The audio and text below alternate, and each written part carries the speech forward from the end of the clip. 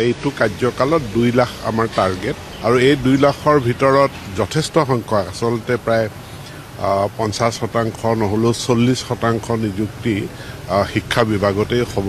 মানে মুখ্যমন্ত্ৰীয়ে ঘোষণা কৰিছে যে এইটো কাৰ্যকালত 2 লাখ আমাৰ টাৰ্গেট, তেখেতে 2 লাখ নিযুক্তি দিম বুলি লক্ষ্য স্থিৰ কৰিছে আৰু এই 2 লাখৰ ভিতৰত যথেষ্ট সংখ্যক আচলতে প্ৰায় 50% নহলেও 40% নিযুক্তি শিক্ষা বিভাগতেই হ'ব আৰু গতিকে এইটো এটা ভাল সংবাদ।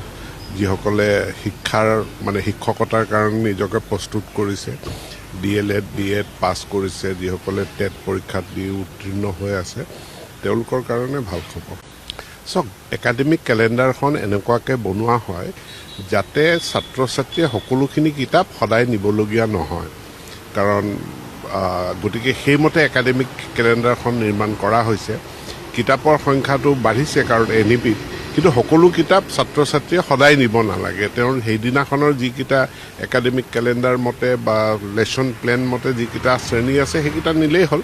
গতিকে সেইটো যিটো পাৰ্মিচিবল ৱেইট লিমিট আছে তাৰ ভিতৰতে থাকে। হয়, মানে আমাৰ দূৰৱৰ্তী অঞ্চলত যাতায়াতৰ যথেষ্ট সমস্যা আছে আৰু সেই সমস্যা অনুধাৱন কৰিয়ে আমি পৰীক্ষামূলকভাৱে অসমৰ 11খন জিলাৰ চাহ বাগিচা অঞ্চলত, য'ত তেওঁলোকে বাগানখন বহুত ডাঙৰ বাগান, এইটো মূৰৰ পৰা সিটো মূৰলৈ যাব লাগে বিদ্যালয়ৰ কাৰণে, বহুতে বাগানৰ বাহিৰৰ অঞ্চললৈ যাব লাগে।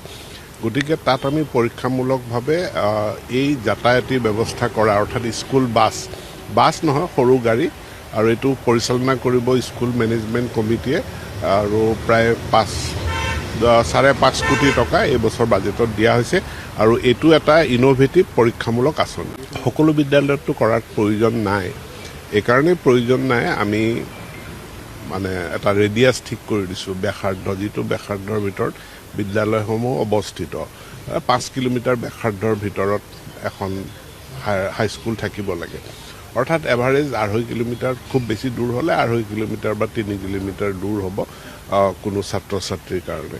আৰু তাৰ কাৰণে আমাৰ চাইকেলৰ ব্যৱস্থাটো আছে। চাইকেলটো পূৰ্বতে ক্লাছ 9-10ত দিয়া হৈছিলে, এতিয়া মাননীয় মুখ্যমন্ত্ৰীৰ পৰামৰ্শ অনুযায়ী আমি 8ম শ্ৰেণীতেই চাইকেলখন দিয়াৰ ব্যৱস্থা। আগতে কোনো 4th গ্ৰেড ষ্টাফৰ প্ৰমোচনৰ কোনো ব্যৱস্থা নাছিলে, এতিয়া সেইটো ছাৰ্ভিচ ৰুলখন সংশোধন কৰি প্ৰমোচনৰো ব্যৱস্থা কৰা হৈছে, কিন্তু তাত তেওঁলোকৰ মিনিমাম যি কোৱালিফিকেশ্যন, সেই কোৱালিফিকেশ্যনটো থাকিব লাগিব।